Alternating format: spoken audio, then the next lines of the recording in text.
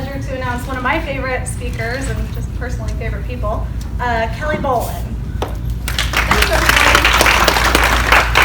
Thanks for coming to learn a little bit more about stress reduction and enrichment in the shelter. I have taken 2 talks equaling 3.5 hours and condensed it into an hour.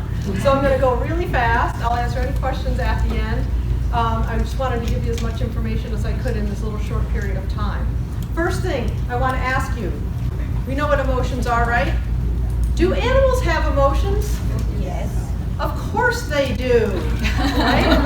Anyone who lives or works with animals know that animals have emotions, right? And the emotion of stress can occur really in any situation where an animal feels the emotions of frustration, anxiety, and fear, right?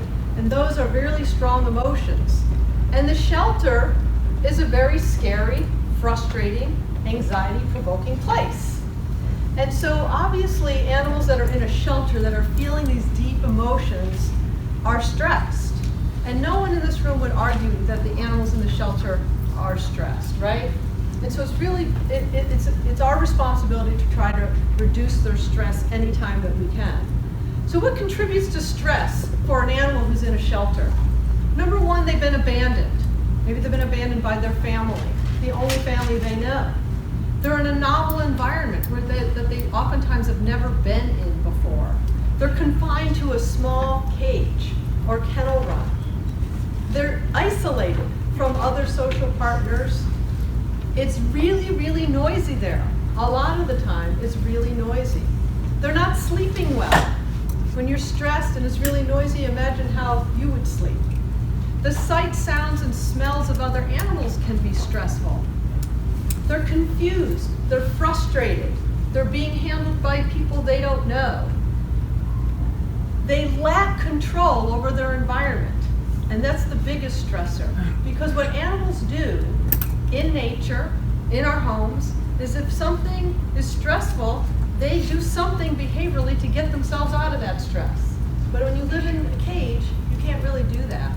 And a lot of the animals in our shelter are scared. Now that is a hefty list.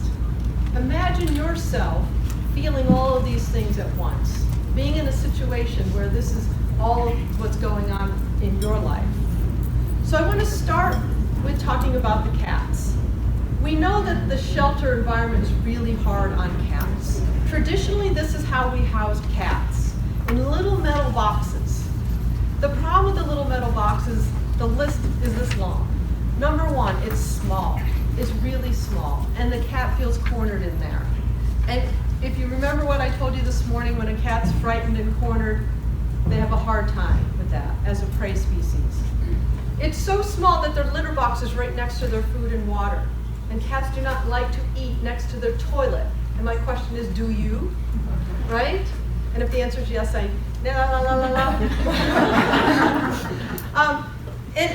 it's so small that even their litter box is teeny tiny. They have nowhere to get away from anything. And then again, we have all these other things, the aspects of a metal cage, like the light reflections and the vibrations that go through the metal cage, all the stuff I talked about this morning. It's really hard on a cat. So generally speaking, cats are going to have a really hard time in the captive environment. Number one, again, they're trapped in a small cage where they don't have any control. They can't get out of this stressful situation no matter how hard they try. And many cats have never seen, smelled, or heard another cat, much less a dog. And so it's really hard for them to be in this little teeny cage in this room full of other animals with hearing dogs in the next room.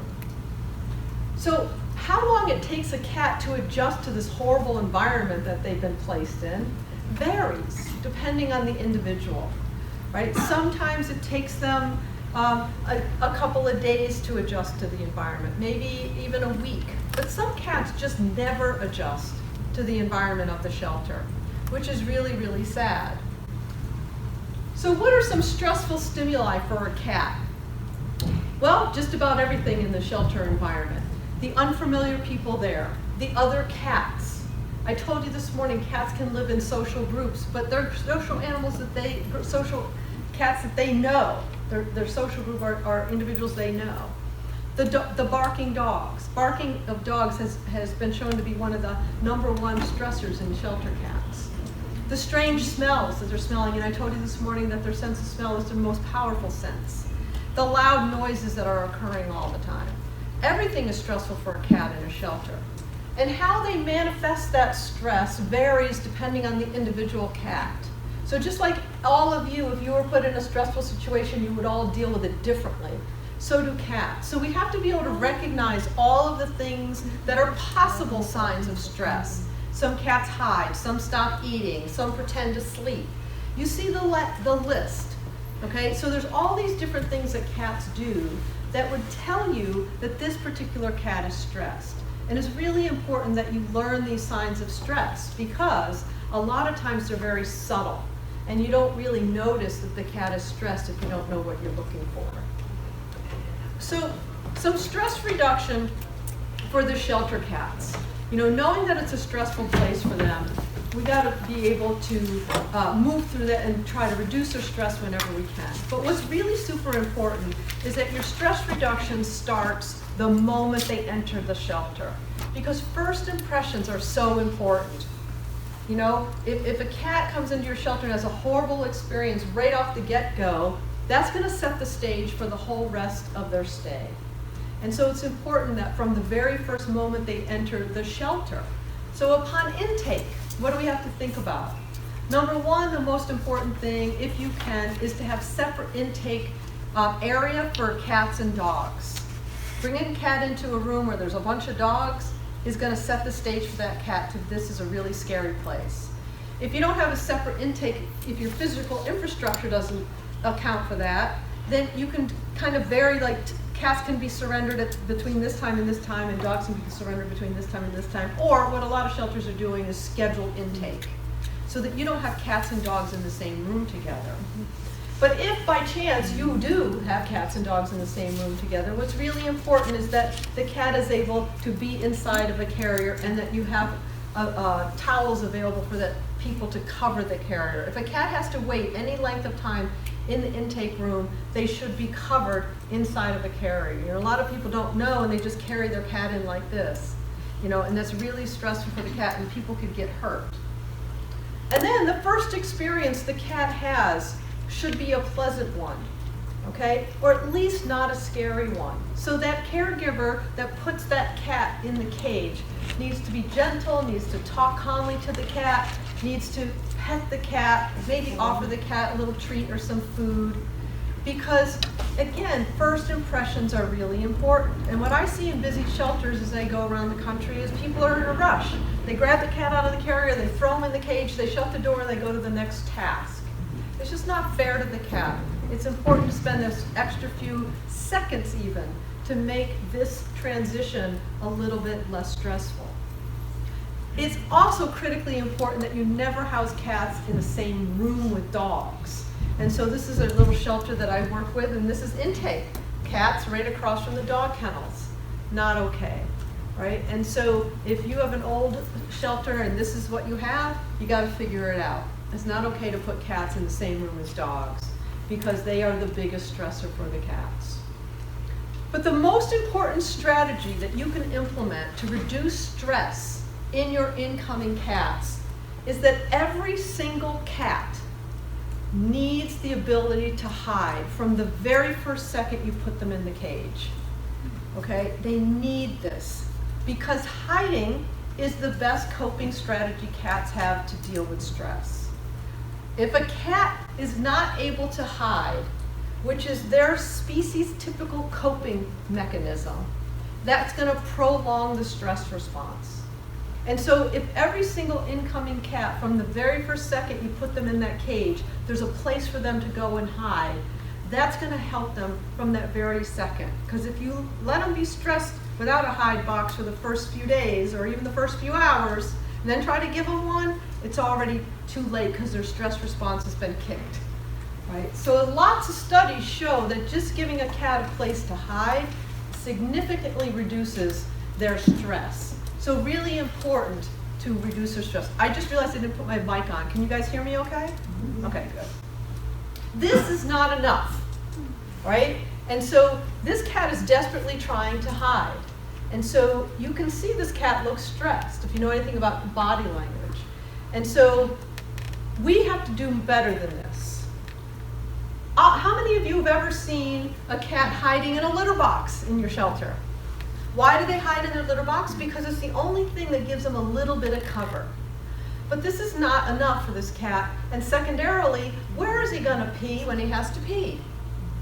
You know what he's going to not pee? He's going to hold it. And that's another stressor. So we have to give them a place to hide from that very first second. I don't care what kind of box you use. You can use a plain old cardboard box. Someone was really cool, fun and put a t-shirt over a regular cardboard box with kind of like a little opening. But there's all different kinds of things you can use as hide boxes for cats. But nothing's simpler and cheaper than a cardboard box. Or a paper bag even. A lot of shelters don't even have the ability to get boxes, a paper bag. If you are out of boxes or bags, or the little cage doesn't accommodate one, then you put a towel or a pillowcase over the front.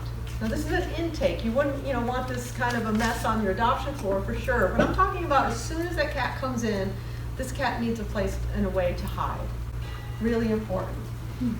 The next thing is that control thing, because the lack of control is the most significant stressor for shelter cats. And all animals need to feel like they're in control, that they can change their behavior to get them out of a jam, right? So control is so important, and they don't have it in the shelter. So if you give the cat an opportunity to choose, that can give them a little teeny bit of sense of control. And so giving them a choice, I can perch or I can hide. I can perch, I can hide. I can perch, I can hide. So now this cat has not only a hiding place when they're stressed, but they have a choice. I can sit up here or I can be in here. And even in that little teeny metal box, you've provided them a little bit of choice, which gives them a little bit of control. So that's what's important. A choice of rooms. Most shelters now that have the metal cages that are cutting the portholes, it's important because it gives them choice, but it's also because it gives them two functional spaces. You got your toilet area and your resting and eating area, and that's going to really reduce the stress for the cats.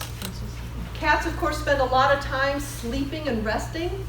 Right? The average cat sleeps about 18 hours a day, and when they're not sleeping, they're resting. Right? So cats really spend a lot of time sleeping, and they like to feel all secure. How many of you have seen your big old cat squished into the smallest little box that you left, that you got some order in, and he's in the box? So providing them a comfortable sleeping place is really key for stress reduction. Keep things familiar. The unfamiliar is really stressful for cats. When they have different caregivers every day, when they're being moved from cage to cage every day, when you take away things that smell familiar, that is stressful. Cats like the routine. They like familiarity.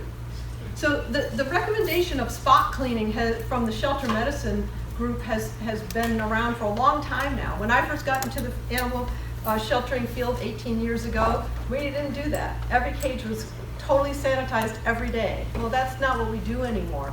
But we want to make sure that we maintain a scent, a known scent for the cat. And so even if sometimes you do have to clean out that entire cage once a week or whatever you're doing, it's important to keep something that smells like the cat with the cat. That's what I recommend that shelters do, is hang rubbing cloths on the front of the cage. Secure them so they don't fall and get soiled. The rubbing cloth, not only will the cat rub on it and their own scent will get on it, their scent will just get on it because it's just material. And that rubbing cloth can go with them wherever they go. They go from the holding to the adoption floor, they go from the adoption floor to the home. You can put the rubbing cloth in the carry case for them to go home. So that's just one option. Noise reduction is really, really important. I said this morning how my pet peeve is this: box radios on the top of a bank of metal cages, because that vibrates the whole bank of cages. And playing music can be enriching, as I'll talk about in a minute, but we want to make sure we keep that volume low. Remember that cats hear way better than we do. We talked about that this morning too. So volume low. Play calming music rather than raucous music. What I find is that shelter staff really like to pump out the raucous music because it gets them going. but it's not the greatest thing for the cats in terms of their stress level. But turn off that music at night, because all animals need darkness and quiet to sleep. And so we want a nice, dark, quiet place for them to sleep. And staff really needs to be quieter. So again, my second big pet peeve is when staff slams the metal cage doors. You know how that mechanism works. You know if you don't slam it, sometimes it doesn't shut all the way. And taking that extra few seconds to lift the thing, push the door, and close the thing, nobody can be bothered. But when you slam that cage door, it just vibrates through that whole cage. Not only is it loud and startling, but it vibrates the whole cage. And of course, just general yelling and loud talking. Staff has to recognize to be quieter. And keep the schedules predictable. Cats like predictability. We all like predictability, really. And so keeping the schedule predictable is really key. Around the same time for feeding and petting and enrichment, but most importantly, around the same time for the chaotic part of the day, the cleaning part. Because if something is stressful to you, but you can predict it, you can deal with it better, right? If it just comes randomly and you never know when to expect it, it's harder to deal with. So even the thing that's the most stressful in the day, the time that's most stressful in the day, if it's predictable, the cats will start being able to adjust to it and deal with it. Now, I talked about pheromones in the vomeral nasal organ this morning. And so what feel-away is, how many of you have heard of feel-away? Feel-away is a synthetic version of the facial pheromone that cats emit when they're calm and comfortable and affiliative. So when a cat's like rubbing on your pant leg when you come home and purring all over you, this pheromone is coming out of the glands in their face. And this company isolated that pheromone, synthesized it, and put it in this product called Feel-Away. And Feel-Away has been shown in clinical trials to have a calming effect on cats. And so the Feel-Away can be really great for stress reduction. It comes in two forms: plug-in diffuser that can emit the pheromone into the room, which works for smaller rooms, but for bigger rooms, what's better is to go with the spray.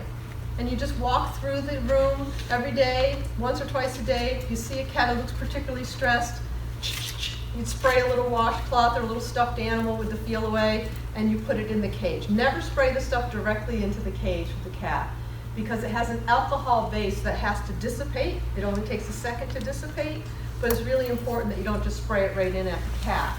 But Feel-Away can be very helpful for reducing stress. Music. So again, soft, soothing music has been shown to have a calming effect on animals. And when you play radios during the day, it's like background noise, it's white noise. It's so that any kind of a sudden sound isn't as startling.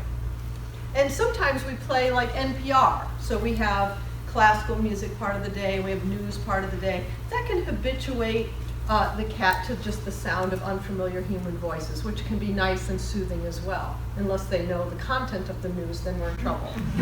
Right? Human companionship goes a long way to reduce stress. And so for those cats that are socialized to humans, giving them some human companionship and some time is a great stress reducer. Taking them out of the cage, cuddling with them, playing with them is also stress reducing. And they really need and want to get out of that cage. If a cat is going to be living in a cage for longer than a few days, they really have to be able to get out and stretch at least once a week.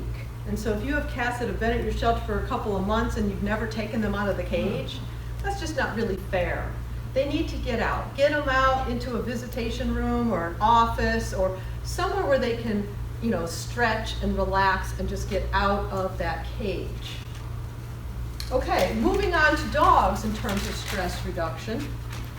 Right? Again, it has to start from the very minute the dog enters the shelter. I go into shelters and oftentimes the adoption floor looks amazing.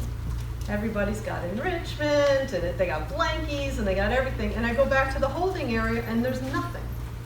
And it doesn't make any sense to me because first impressions are important. And the most stressful time for an animal coming into a shelter is the first 3 days. first day, of course, the most stressful, but those first 3 days are really stressful for animals.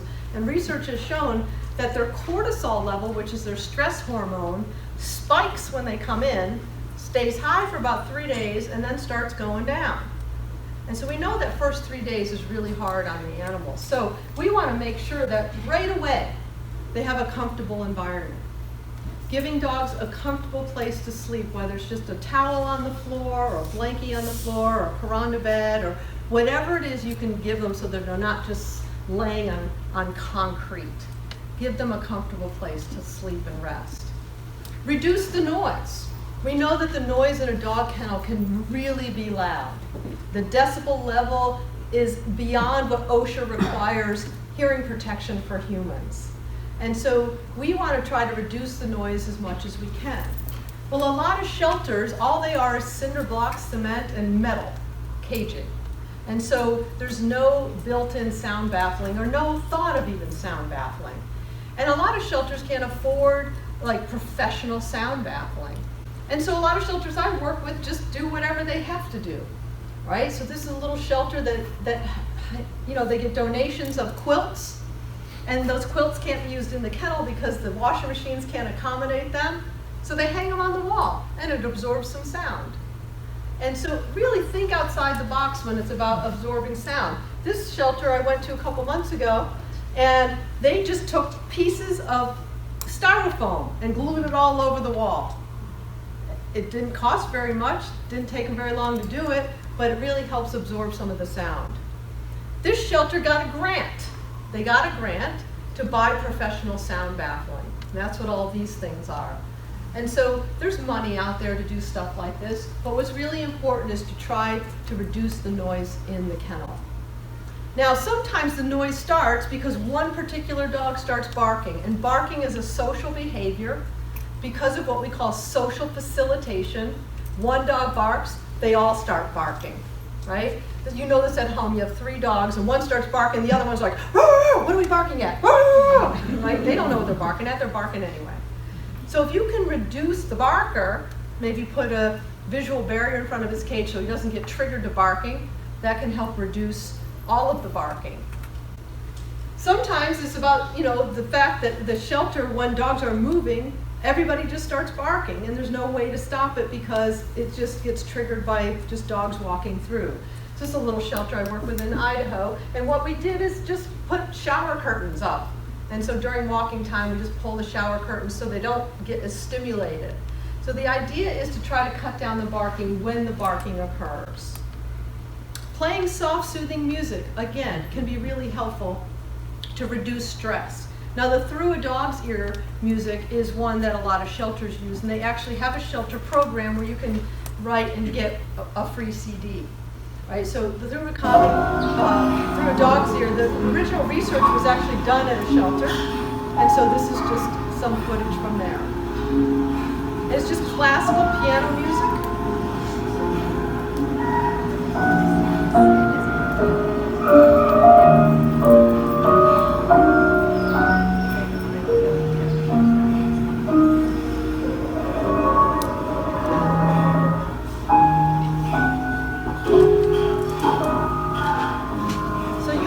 That it just is a really nice stress reducer. Getting the dogs outside of the kennel, great stress reducer. As I said with the cats, getting them out of the cage. Bring the dog into an office. Bring them into a real life room if you have one. You know, the key is to de-stress them from the kennel environment. That's a great stress reducer. Social contact, also really important to reduce stress. Remember, dogs are social species, and we want to keep them socialized to humans while they're there. So getting them out, giving them attention, petting them, not only will reduce your stress, as I talked about this morning, but it also helps reduce the dog's stress. Dogs, just like cats, like a predictable schedule. And so try to keep things as predictable as possible. You know, your dogs and cats at home also expect predictability. How many of them get mad at you when you don't feed them on time, right?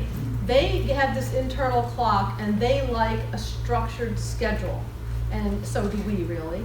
And so trying to do that in the shelter is important. Exercise really can counteract the effects of stress. In particular, aerobic exercise. Aerobic exercise actually releases endorphins and gets the neurotransmitters rolling that reduce stress. And so getting the dogs out there and running is really, really important. And then there is a pheromone therapy for dogs as well. The pheromone for dogs is called Adaptil. This pheromone is the pheromone that a nursing mother dog emits out of her mammary glands when her pups are nursing. And so, again, this can be a nice stress reducer for the dogs in the shelter. And the Adaptil comes in a collar, which works really well for dogs because the diffusers don't work really well in the big kennels. And so the collars work really well. So stress reduction, really, really important. It is the most important part of our behavioral wellness program. Because one of the things that you need to understand is that when an animal is stressed, their immune system suffers. And when their immune system is suffering, they get sick. And so if we can keep them stress-free or at least reduce their stress any chance we can also keep them from getting sick in our shelter. So stress reduction is really important. But it's also the humane thing to do. We're all humane societies. We're all people who want to treat animals humanely. And so it is our responsibility to reduce their stress whenever we can. Okay? Now, I'm going to segue right into enrichment. Now, enrichment is also stress reducing. There's an overlap between enrichment and stress reduction. So some of the things that we talk about in terms of stress reduction is actually enrichment. And obviously, all enrichment can be stress reducing. And so, sorry, I got my timer here and my phone's starting for me. All right, so what do I mean by enrichment? This is my definition of enrichment. Providing an interesting, challenging, stimulating environment that encourages the animals to think, learn, engage, and be well mentally and physically. Okay, so this is what we need to do in our shelters. So I talked to you this morning about their amazing senses. And so when we think about enrichment, what's really important is to tap into those senses. Consider all of the senses in our enrichment program. So let's talk about their auditory sense. So again, as I said in the stress reduction part, research has found that classical music calms shelter dogs. The research was specifically on dogs. But any kind of calming music can have a calming effect on an animal and a human. And so playing calming music is a great stress reducer, but it's also enrichment because it stimulates the auditory sense. The latest research is that playing books on tape actually reduces a dog's cortisol level more than even calming music. Because again, dogs are social animals, domesticated, and we have become their social partners, and they hear a human reading a book, that actually calms them. So it's not only a stress reducer, it's also enrichment because it's auditory stimulation. They're listening to something, and that listening to something actually stimulates their brain at the same time as it calms them down. So playing a book on tape is a great enrichment as well. They make these sound machines, and the sound machines have all different kinds of sounds, like heartbeat and the ocean and bird songs, and these sound machines can be great too. So again, it's auditory stimulation. Oh, what was that? What was that I heard? Right? In particular for cats, I like this form of auditory enrichment. Bird songs are what we call a biologically significant sound to a cat. What that means is they do not need to learn that is an interesting sound. They are hardwired to understand that sound is interesting. So their interest is piqued and triggered when they hear bird songs. So a great form of enrichment for cats is playing bird songs.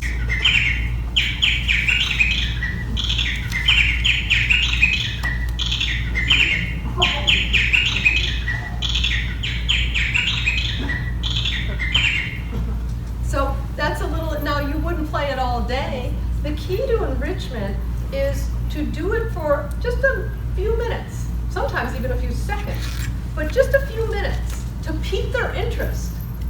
It's not about, oh my God, I gotta keep their brain stimulated all day long. because think about how you feel when your brain is in overload. It's about piquing their interest for a few seconds. And what I try to do for shelters that I work with is give you enrichment ideas that can be done quickly, because nobody has a lot of time, and that don't cost a lot of money, because nobody has any money either. And so as I go through this, I want you to remember that the things I talk about typically are things that can be done quickly, and they're things that can be done cheaply. And certainly buying one CD and, you know, every day just walk in, play the 5 minutes of bird song, all the cats will perk up, and then you turn it off, and that's the enrichment for the morning. And that is enough, because that piqued their brain, and now they gotta take a nap, okay? All right, now let's talk about their olfactory system and stimulating that olfactory sense, remembering that their olfactory sense is their number one sense. Number one sense for dog, for sure, and not too shabby in that tabby either. So it is their number one sense. So one form of olfactory enrichment is to give them something that they are naturally attracted to.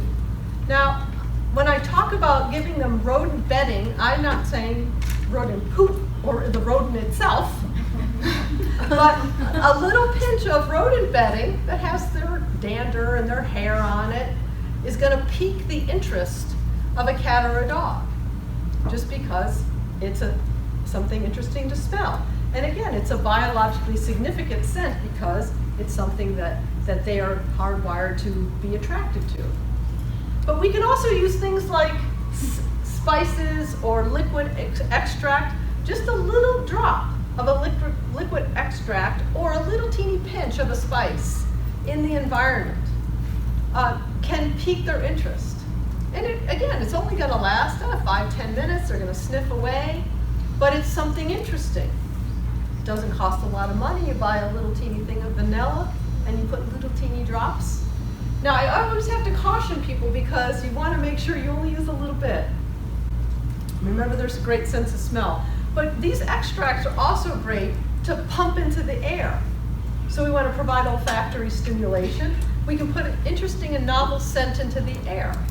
And so if we get a bunch of these different kinds of extracts, and I like to use all these food extracts, mix a couple drops with water in a spray bottle, and just go into the room and just spray it in the air, and you'll see the animals sniffing. So I want you to watch this enrichment, how long it takes.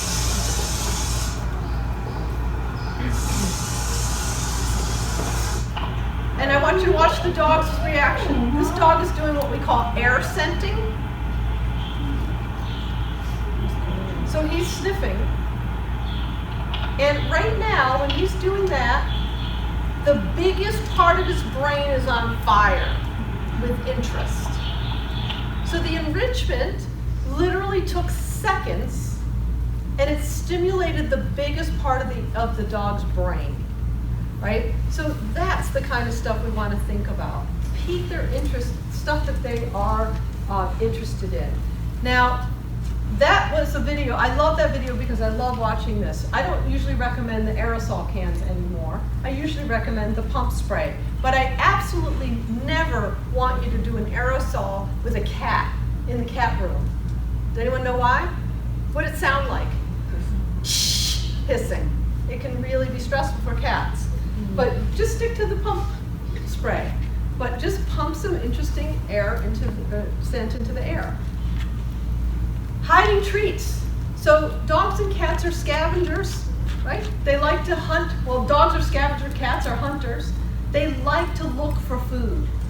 And so hiding treats in the environment for them to search for is a great enrichment. And so sometimes we don't even really, if you have a nice little yard for dogs, you can just take their food and just throw it out there. This is how I fed my dog, right? So hiding treats for them to search for. Visual stimulation is the next thing. Thinking about enriching their visual sense. This is a simple one. Buying a mobile and putting it in the room. You know how mobiles are with air current changes? They just kind of, you know, they kind of change and move and just kind of, It's just something interesting, and it's ever changing depending on somebody opens the door or the heater kicks on. It's gonna just kind of move. And so it's hanging there, you buy one, you hang it up, and you don't have to worry about it. Now, the habituation factor we talk about with some other enrichment, but this is just something that's always different because it always moves kind of haphazardly. So that's a great visual stimulation enrichment. Something like a lava lamp, popular when I was a kid. The lava lamp is ever changing. But something as simple as just hanging a strip of paper like this in front of an air vent in the cat room so that it's constantly moving and it gives them something to look at. Remember this morning I talked about they have motion sensitive vision. And so any kind of motion is going to attract them to look at it. And so anything that can just randomly move will be interesting to them and stimulate their visual sense. A room with a view is great. Giving them the ability to look out, whether it's, okay, I'm going to give you 10 minutes or 15 minutes outside of your cage, and I'm going to put you in an office where there's a window. That's a great enrichment for the cats. Now this, I want you to look at this. This is a shelter I work with in New York. This is the brand new building they just had built. This is cat holding. They actually incorporated the cages into the walls of the new shelter, so that every single cat cage has its own window built in, right? Really amazing. And the stress and the disease in this shelter has plummeted because the cats have a hide area, they have a separate toilet area, they have a perch that also includes a window. How great for those cats. So giving them a view, also great enrichment. Aquariums in the room. If you have someone on staff that will take care of the aquarium, that's a great enrichment because, again, the fish are always moving, so it's always going to attract the cats to watch them. The cats are really intrigued by watching fish. But something as simple and fun as blowing bubbles can be a great enrichment, right? And so it's just something to look at for a minute or two as you blow bubbles and the dog watches.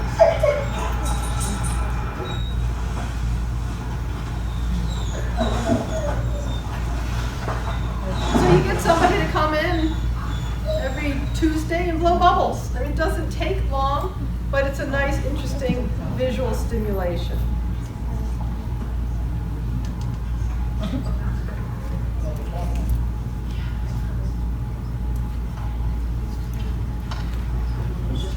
Now I want you to watch this guy. See his face? My goal with enrichment is not only to enrich the animals, but to enrich the staff. And when you blow bubbles, you turn into a 5-year-old. You can't help it. And so, everybody's getting enriched. So it's just something so simple that can really benefit the animals. Now, if you don't have time to blow bubbles, you can just buy a bubble machine. Right? And the bubble machine will do it for you. But the key is something that happens for a few minutes that's easy to do, but that stimulates that visual sense. The next thing we think about is giving them opportunities to perform species-typical behaviors as part of our enrichment program. Now, cats not only like to scratch, they actually need to scratch. It's a biological need for claw maintenance. When they scratch on something, they're not just marking their territory, they're actually getting the dead nail sheaths off their nails. And so it is really important behavior for cats.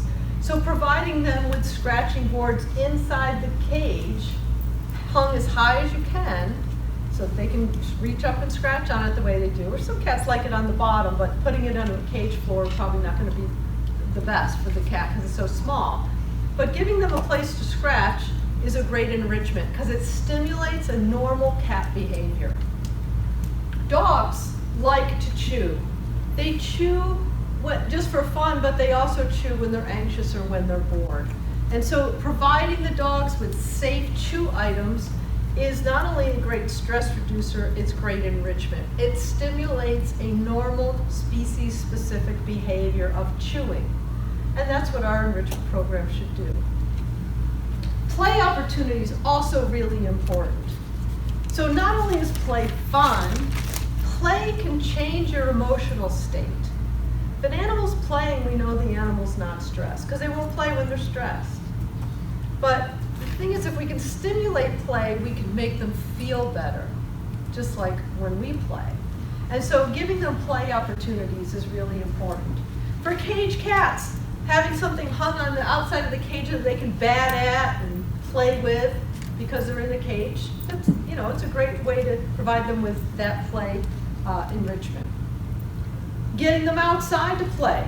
Again, get them out of the kennel, get them out into a play yard, give them a pool, give them toys, get them playing. Play is such a great enrichment.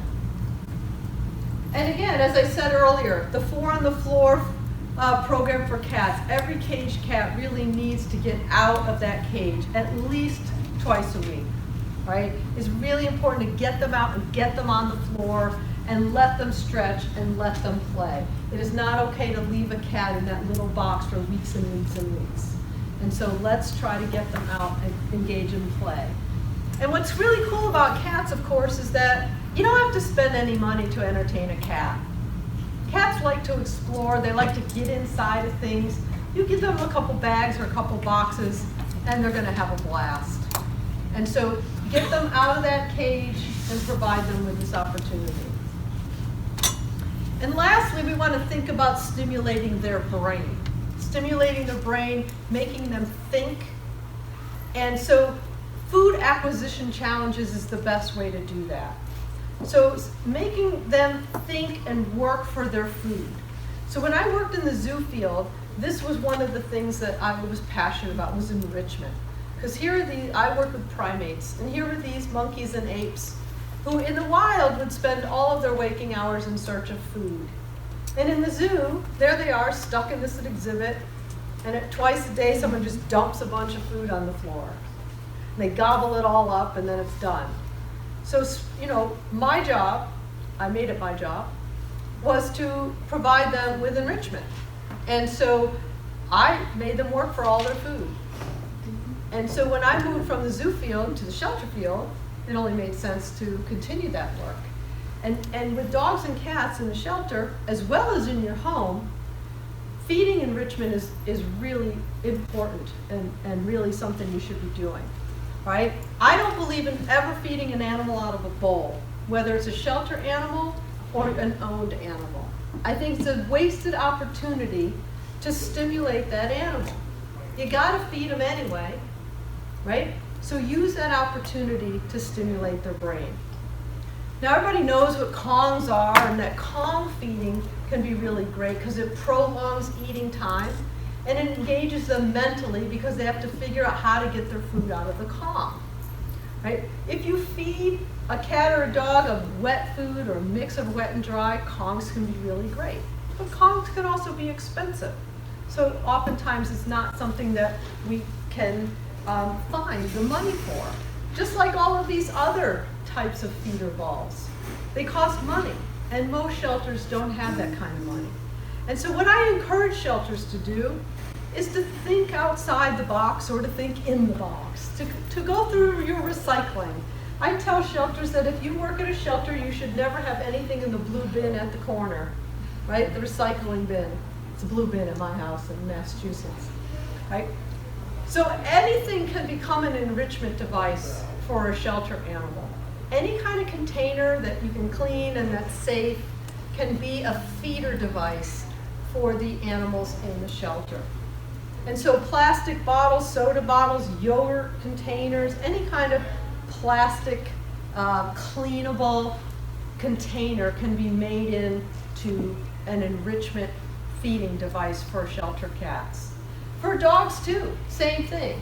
Milk jugs are great for dogs, but sometimes we need something a little hardier for dogs. The PVC pipes are great because PVC is pretty sturdy and it's cleanable, sanitizable. And so rather than feeding the dogs in a bowl, if you feed dry, you can make these very easily and very inexpensively, and you put their dry food in the PVC pipe feeder and you let them work for their food. Now again, when I worked in the zoo field, I did this for my monkeys and apes. I use PVC all the time. They had to figure out how to get the things out to figure out how to eat their meals. Other paper products, used paper towel holders or paper towel rolls, toilet paper rolls. Think about all the fun stuff that you can create with these to engage the cats in eating enrichment. And so these are just some pictures from other shelters that have created really cool enrichment feeding puzzles for the cats, just out of paper towel and toilet paper rolls. You have plenty of those at your house, bring them in. Something as simple as freezing food or treats inside of ice, you know, and providing it there. That's also great feeding enrichment. And so think about what you can do to challenge the animals to think and work for their food. That's the key. So enrichment's not just for the animals, right? So why did you get into this business? You got into this business to help animals. You did not get into this business to clean cages and deal with the public all day. You want to help the animals. Now these are important things, to be sure. Spending just a few minutes a day with the animals, stimulating their brain, and creating opportunities for them to think and to learn is really important for the animals, but it's also really important for you, so that you feel empowered and you feel like you're helping the animals the way you hoped to when you got into this field. So once we do enrichment, we have happy animals. We also have happy people. And so when we have both of those, we have a great environment. And that's what I hope for your shelter. And that's it. All right. Now I want you to read this comic. This is what I do to my staff. Okay. So I don't remember. I think I have time. I went so fast because I was afraid I was going to run out of time. So what I would like to do is ask you to share with the group, ask me questions, or share with the group a fun, cool, interesting enrichment that you've done at your shelter. Yes? We had a Girl Scout troop make us the feeder tubes for the dogs. And I encourage everybody to do that in their community, because these Boy Scout troops and these Girl Scout troops are always looking for projects to earn badges. And it was amazing because they got all the supplies donated by Home Depot. Right. Where when I have asked them to donate to us, they haven't, but they did to the Girl Scouts. That's great. So they got all of the supplies donated, and now we have all these feeder tubes for the dogs, and it's incredible. Absolutely. You guys use the cardboard boxes. We do, so we no longer are allowed to feed our dogs out of the bowl. So in the Right. morning, they get either like the cardboard boxes or the frozen or something, and then the other time of the day, they get the feed. Right, and the thing is, again, about the cardboard boxes, it's like you put their food in the cardboard boxes. The idea is it doesn't cost any money. Bring them in from home. And tapping into the Girl Scouts and Boy Scouts and any kind of group like that is really a great thing to do, because it's amazing the stuff that they want to help you with. So absolutely tap into your community, for sure. Any questions, or anyone else have a great enrichment you want to share with me? Yes? So we decided that a lot of people didn't get to see certain cats' personalities on the adoption floor, because they're usually on their bed, or maybe they're still a little fearful and they haven't adapted yet. So we went and purchased a bunch of feather wands, and we encourage our adopters to actually interact with the cats with the feather wands so that they can actually see their personality. And it's had a huge impact, A, on the cats, and B, on the people adopting, because now they actually get to see the cat's personality. And you know, at first everybody was all, oh, disease and everything, and I'm like, calculated risk, you gotta take it.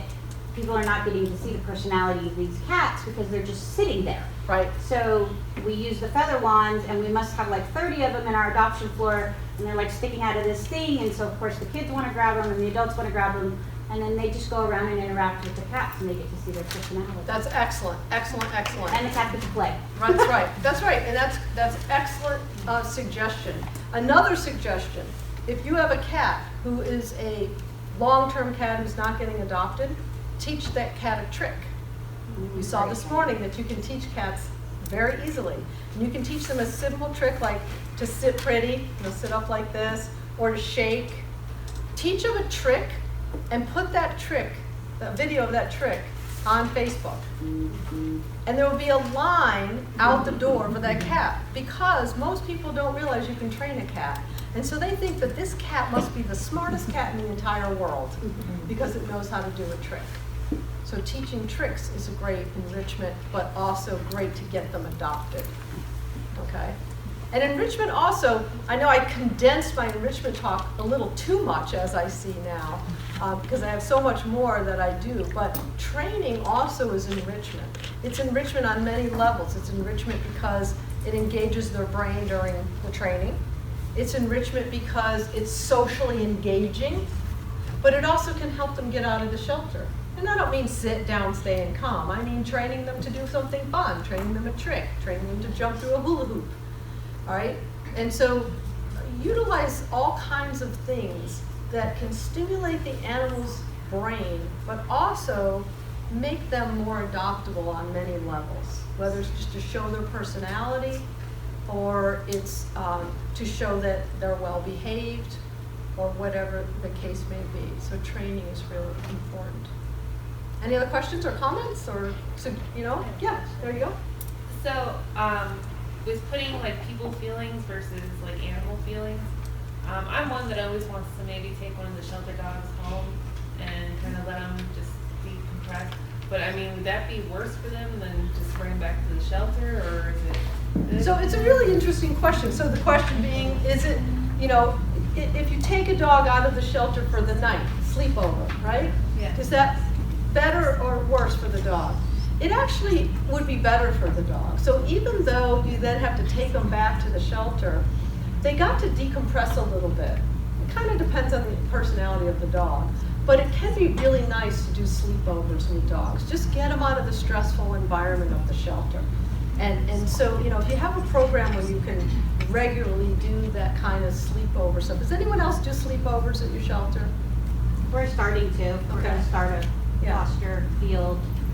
Come pick up the dog for the day. Yeah. Go do whatever with it. Bring it Yeah, back. field trip's also a great one, to have people come and take the dog for a ride or take them to the park and walk them around. Really great thing to do. Community engagement, they might also just fall in love with this dog and end up adopting the dog. And so it's so super enriching for the animal to get out of that environment. Absolutely. Anything else? Okay. Thanks, you guys. Thank you.